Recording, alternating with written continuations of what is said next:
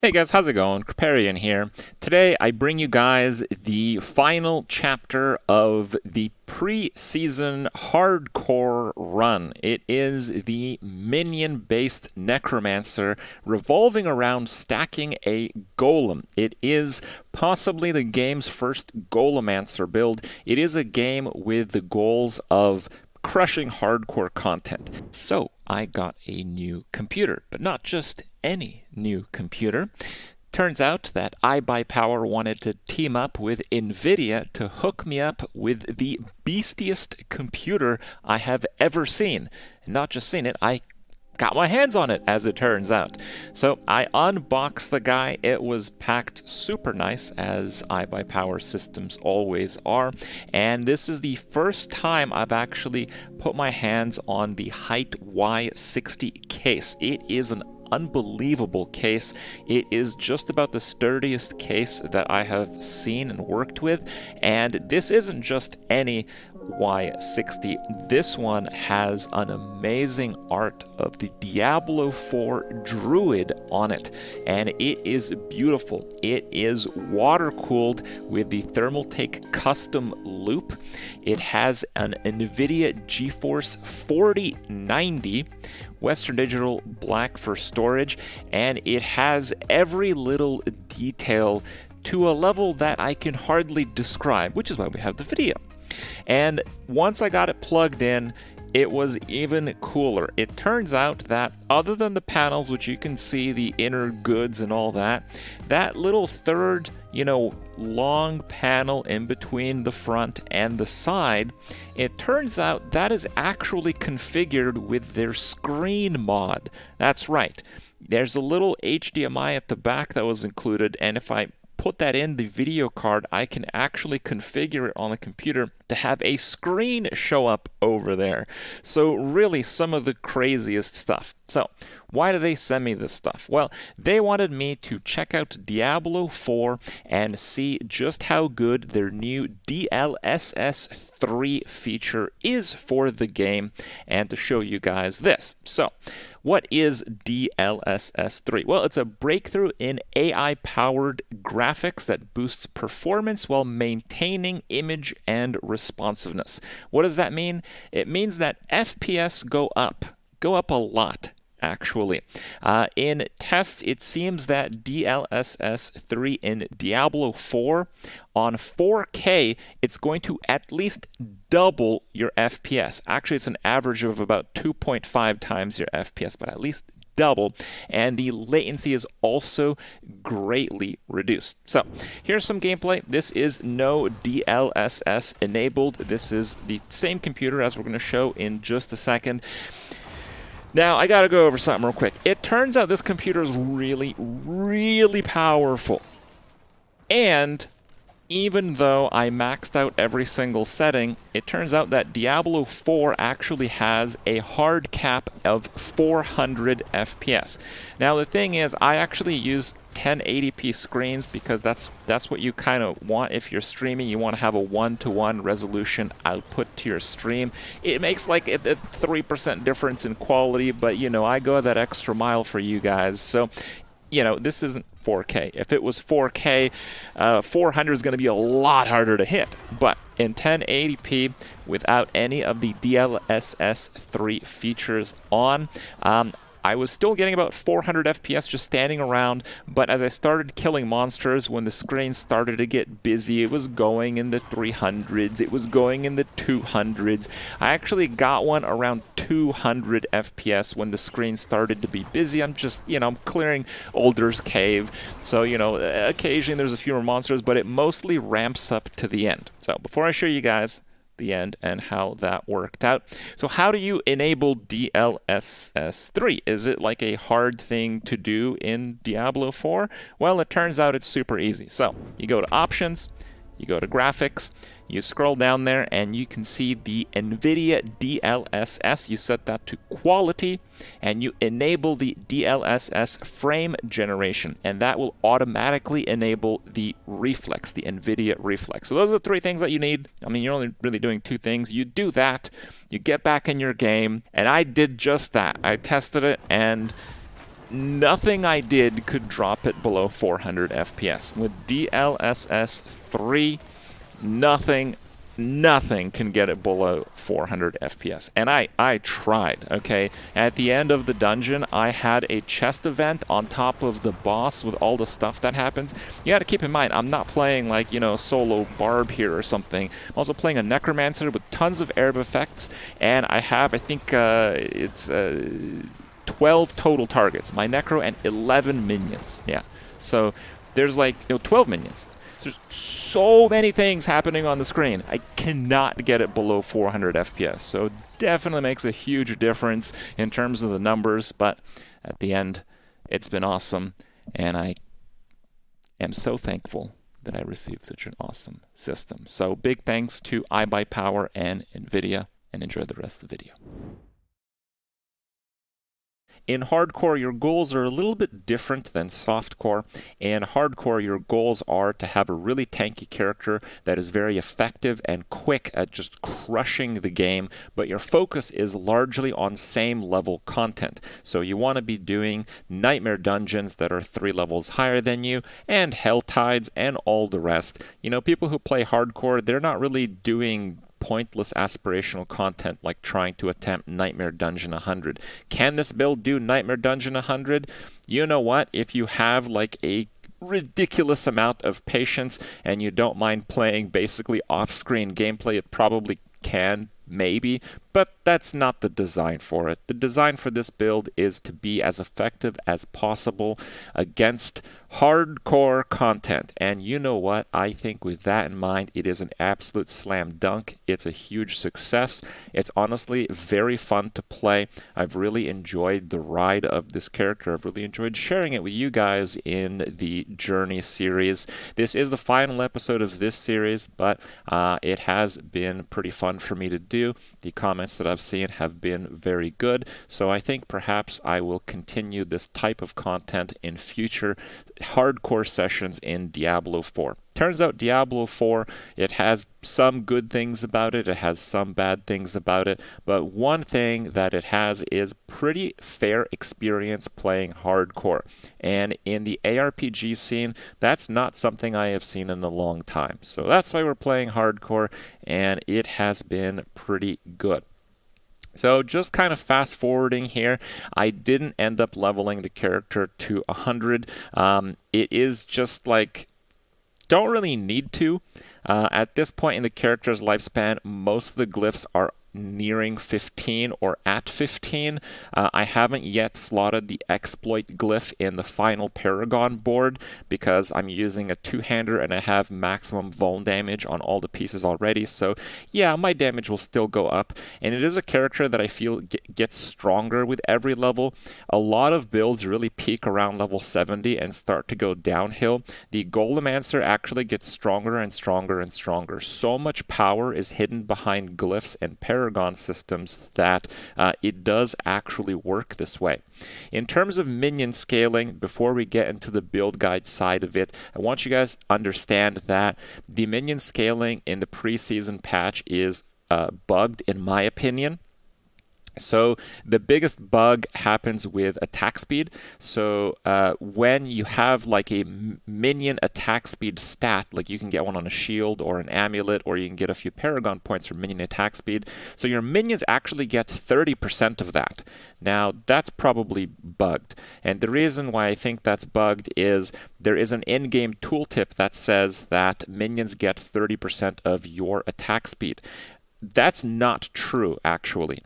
It seems that minions get 30% of your attack speed as minion attack speed, but then minions get 30% of that. So minions get about 9% of your attack speed. And attack speed is actually the absolute strongest way to scale your minions. So it is a pretty unfortunate case where some of the best builds in the game use bugs that make them do way more damage than they should, but the core of the minion-based build has bugs that work against it. So Yes, it is tricky to scale. Any kind of damage, even minion damage, minions only get 30% of that. It looks like minions get summoning skill damage in full.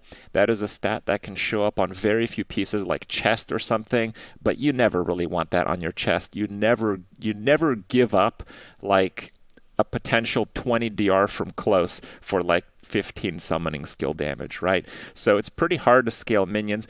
The stuff that does work, so legendary aspects that have to do with minions, work in full, which is a pretty big one. And anything that is specific to a certain minion. So when we talk about, like, if you use the Glyph of Control, they'll get 30% of the control scaling bonus. But if you use, like, the Skeleton Mage Glyph, well, the Skeleton Mages are going to get full value of that because it's specific. And that works similarly with the Golem nodes. So that's why the character gets stronger each level. So let's get into it. The character. Now, I don't have a full build guide for this because we're in this period where, you know, Season 1 is basically here already. And there's going to be changes, there's going to be new challenges, and this is a build that's specifically for hardcore. But Mobalytics is still the home of the Kripp builds. I will have a link for this build under the video if you guys want to check it out. Mobalytics actually has a brand new build feature. You can actually make your own build through their build planner, and it's actually really good. So I did that. Okay, this wasn't like in a collaboration with their team or anything like that. I just used the build planner system just to get it out there, and it was actually great. The information is presented very clearly, and I'll just quickly go through it so I can explain some of my thought process in this video. All right, so we're playing a Necromancer, obviously. We want the Skeleton Warriors with the Reapers. This is the upgrade 2, 15% chance to get a corpse when they attack. We're scaling minion attack speed, and we have 6 of them. Corpses are really important because you want one as fast as possible when you engage in order to use corpse tendrils, which is powerful crowd control, a pixel pull, and your only source of vulnerable damage. And your minions, they get all of that vulnerable damage. I'm using Skeleton Mages with Cold, where you get 2 essence when they attack with their basic attack. This makes it so you literally cannot spend the essence that you have. The only skill that you use that consumes essence is Decrepify, consumes 10 for a curse. You can spam Decrepify as much as you want. You will never, ever run out of essence, as long as there is one monster for your Skeleton Mages to hit. So that's really nice and comfy. I know other people who have tried my build like the vulnerable Cold Mages, and some people actually go with the Shadow Mages. So you can use the every 6th attack you get an extra bolt, so you know, a little bit of extra damage, a little bit of extra procs because that's an extra hit. And Shadow Mages now work with the Shadow Blight aspect, which is the Shadow aspect as well, but the Shadow Blight as a whole, the keystone. So some people go with the Shadow angle. I think that is a very good choice, but for softcore. For hardcore, the Cold Mages do an amazing job protecting you from monsters, and more importantly, from disconnects. If you take your hands off your keyboard, your Cold Mage is just going to keep everything around you frozen. You know, champion monsters and bosses, yeah, they can go like unstoppable if they get frozen for too long. But normal monsters do not have that mechanic. Normal monsters, if they're hit often enough with cold damage that chills, can literally be frozen forever, which is exactly what happens with the Cold Mages. So we are going to take a pretty small damage hit just to get that value from the chill and freeze. And I want to point out that there is another angle with the Cold Mages that is not really on paper. So when you're actually just playing the game, the mobs are running around, your minions are running around, your mobs are chasing your minions, the mobs are chasing you. They're going back and forth. They're just doing a bunch of stuff on their own. So the Shadow Mages, I think they do like 5-10% more damage in general than the cold ones, and you get an extra attack every 6th, and the Shadow Blight can do a little bit more damage sometimes. But if the targets are chilled and frozen, they're just not moving as much. So you and your minions are not going to spend any time chasing after mobs if they're frozen. They're not going to miss their projectiles from the skeleton mages if they're frozen. So against mobs that are just really running around a bunch, the shadow build does not necessarily do more damage. It usually does a little more. So it's not like a clear choice if you're playing softcore, but for hardcore, I think cold is the only choice. We're using the Bone Golem. Now, both upgrades are pretty whatever. The Golem will like never take 20% of its life. I don't even see his health move, honestly. So I just get a little bit more thorns. I'll talk about thorns in a second. So why do we use the Bone Golem? It looks like the Bone Golem sucks. You get the Blood Golem, which does really high single target, has good upgrades. You get the Iron Golem. Wow, Vuln and Stun. Why are we using a Bone Golem? Well, there's not a lot of information about minions, but it turns out that the Bone Golem's auto attack is a wide cleave. So the Bone Golem actually does the most damage as long as there are 2 or more targets. And if there's much more than 2 targets, it's not even close. I have my Bone Golem doing about a minimum of about 20,000 damage, and he's attacking like 3 times a second. Now, it might seem like it's like 1,000, but I saw this one guy do like 20 million. Okay, yeah, relax. It's a summon necromancer, okay? But the thing is that the golem doesn't have to do all the killing. It's a golemancer because we invest so much in the golem. It's a golemancer because the golem does all of our AoE damage. And you know what? That amount of damage, if we start to put in some debuffs, we throw up vulnerable if it's stunned. If we pixel pull in the same spot, which we do with corpse tendrils, that damage is going into every single monster. So what the golem does is it just crushes the weaker mobs. It just crushes the white mobs. So yeah, it's not going to crush the elites, but it's going to take a grouping of like 30 monsters, and it's going to go from 30 monsters to 3 in like 2 seconds. And then your skeleton mages crush single target.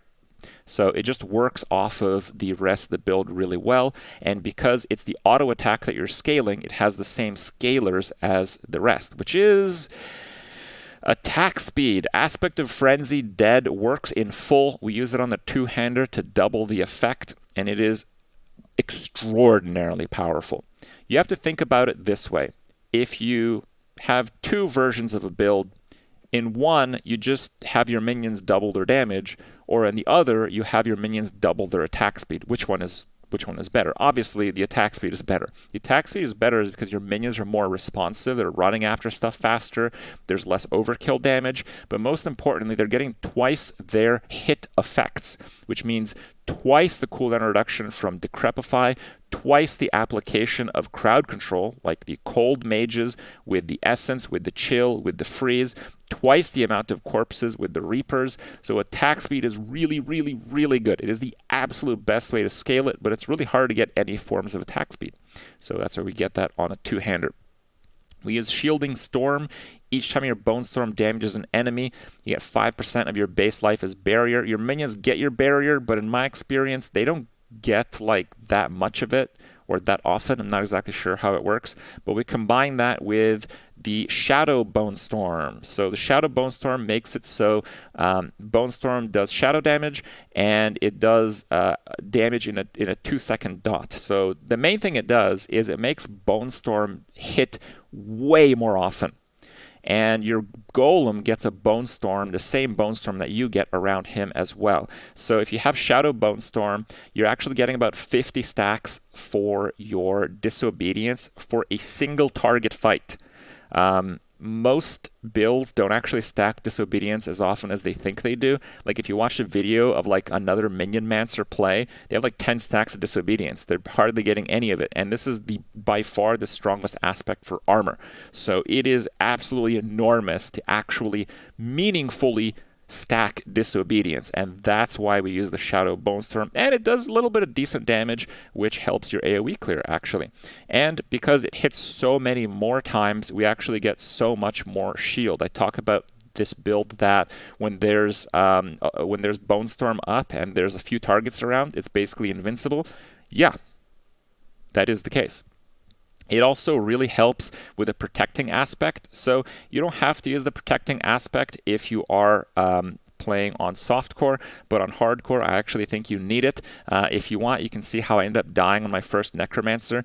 Cold Enchanted, when the mob triggers it, it does a Nova for each target in range, and because there's 13 minions and you, that means 14 Cold Novas, and that can actually kill you in one cast. But because one cast doesn't do the entire damage in one hit, it does it in a multitude of hits, Protecting Aspect will actually stop that from killing you, among a bunch of other dumb mechanics with similar multi-hit triggers.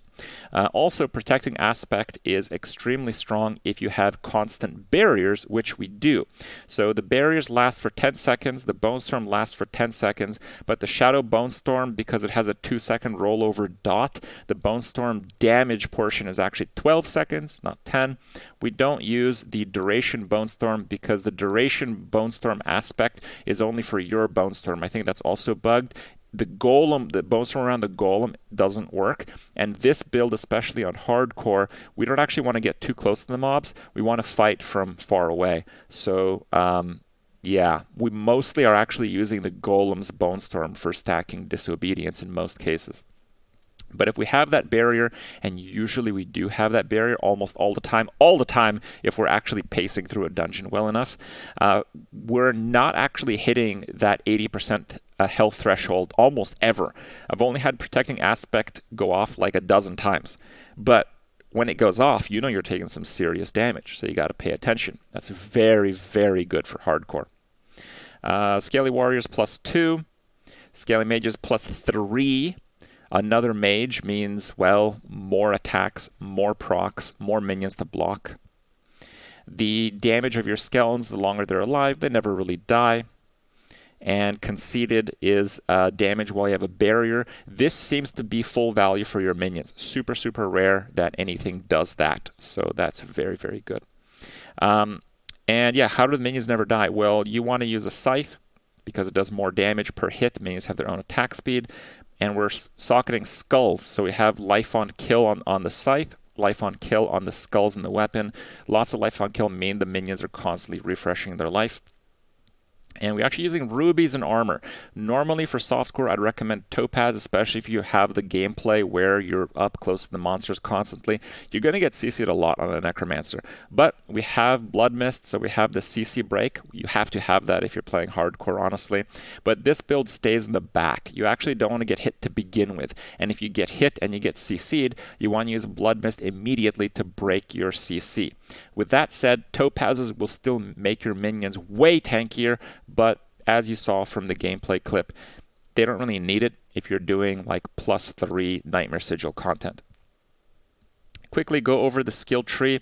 We don't really use any of that. We don't use that. Lucky hit to get a corpse. So this can work when you do like corpse tendrils. It also works off of your thorns damage. So we actually get 3 out of 3 in thorns. Thorns is not very good on a necromancer, but it's okay. So thorns kind of is like the damage insurance policy. Thorns can also proc lucky hit effects, which is also very nice. Even the minion thorn damage can proc lucky hit effects. So if your minions are, if your plan of casting a Decrepify Curse, making your golem in the middle taunt the whole room, you get that first corpse very early because there's so many minions hitting and stuff. You cast corpse tendrils, they're stunned, they're in the same spot, they get cleaved. There's like one rare left, and like the cold mages just obliterate it while it's frozen and doesn't move. Okay, so if that happens, Thorns is completely useless. But it doesn't always work out that way. The game has a lot of different monsters, a lot of different scenarios. Sometimes what happens is you try to do that, and then the monsters have like suppressor, or they freeze all your minions for like 20 seconds. Basically, your minions are at their worst when they're getting CC'd. And there's not much you can do about that. Yes, you can break the CC on your golem, which is really good because that's where all your AoE damage is coming from, but you're still kind of in a tricky spot in that scenario. So when your minions are at their worst, when they're really doing nothing at all, Thorns actually kicks in and does pretty decent damage. So that's why we get that. Scaly Warrior damage. The Fueled by Death works for your minions, it seems. So does Death Embrace. So does Amplify damage. Scaling Mage Mastery, we only get 1 Decrepify. I try to build with more points in Decrepify, but I think it actually made it worse. Because you're using Decrepify to engage the monsters, if it has too high of a level, it slows the monsters too much, and sometimes they're still out of range of Corpse Tendrils. So I think you can put more than 1 point in Decrepify, like if you get it like on a helmet or something, or maybe get a Shaco, as if. But yeah, you don't want to go too crazy there. Max Corpse Tendrils, just for the lower cooldown. We actually get super easy Fortify whenever a corpse is formed from your skill or your minions. So the Reapers are constantly pushing corpses because we're attack speed stacking. Also, Fortify does not drop if you take barrier damage, and most damage we take is on our barriers, so it's very easy to keep Fortify up. Damage reduction while fortified is actually a relevant stat for this build. Just keep in mind that it'll take like 20 or 30 seconds when you start a dungeon to get your Fortify to max for that to actually work to begin with. Golem damage, all the minion stuff, all the Bone Storm, and Kalan's Edict. So if you are playing this build on softcore and you're much more in the middle of things and you're constantly getting hit, you don't want to go Kalan's Edict. You want to do the Shadow Blight with the Shadow Mages. But on hardcore, you don't want to do that. You want to minimize risk. The clear speed is clearly good enough, even if you're hanging back. And Kalan's Edict is 30% attack speed, and this is attack speed that does actually work. Okay, it is rare that we get that. Quickly going through the Paragons. Just to give you guys some idea, so we're using the Mage Glyph. So the Mage Glyph looks bad at first, but it's not. Because it's skeleton mage damage, you're actually getting the full benefit of this. Okay, huge. We're playing hardcore, so I'm going back to get like percent life and stuff like that. You know, it's just a guide. You can tailor the build to how you want. Cult Leader, we get full bonus.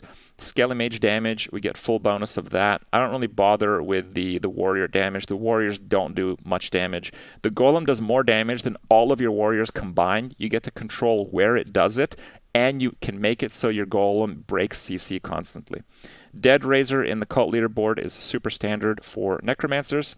What's not super standard is the Golem board. So we get the Golem, we get Golem Armor, we get Golem attack speed, 17 Golem attack speed, and another, look at that, 8.5, this is crazy amount of gold. These nodes are unbelievably strong with this build. And we do get both Golem nodes for the Control Glyph, so you can get a little bit more int around the Control Glyph, but because your minions are only getting 30% of the bonus to crowd control targets, it's not really worth it to go like super crazy for it. I mean, if you want, whatever. We go here, a little bit more armor. Armor is really overpowered, as you know. Also, your minions get your armor, which is really nice. Scent of Death's pretty nice. And here we use the Golem Glyph. So the Golem Glyph is one of the most powerful scalers in the game. It's like, I think it's over 20% per 5 willpower at level 21. And in the, what is it called here? Yeah, the Scent of Death board, you get 54 willpower. So we're getting over 200% golem damage with this. And you gotta keep in mind, everything else is like 30%. We also get a lot of golem damage on the actual golem board. So we have like 300% golem damage, and even though we have like 300% like other stuff damage, that other stuff damage becomes like 90. You know, so the glyph and the rest of the stuff more than doubles the damage of your golem. Yes, the additional bonus doesn't really do anything because your golem can't really die anyway, but that's fine. And this is kind of to cap it off, a little bit more armor there, and the exploit glyph. The exploit glyph is obviously good, but it's not like make or break because, well, we have a lot of vuln damage even without it. And the node to do more damage after you consume corpses, it can be a little bit annoying to just spam consume corpses, but in like a boss fight, you're not really doing anything else. So just spam consume those corpses with the skeleton ability and you will be fine. That's what I got. Hope you guys enjoy it. Hope you guys learned a lot about minions, and that full minion builds are certainly very viable in the game, but it's not for everybody. But if you like minions, it's worth trying. So give it a try. Thanks for watching. See you next time.